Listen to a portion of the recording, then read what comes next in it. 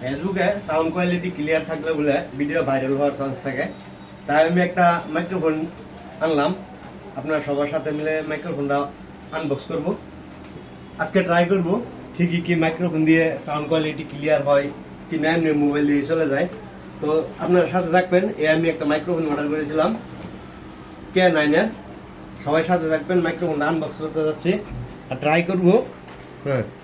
Try করবো microphone দিয়ে সত্যি কি ভিডিওর সাউন্ড কোয়ালিটি ক্লিয়ার হয় কিনা।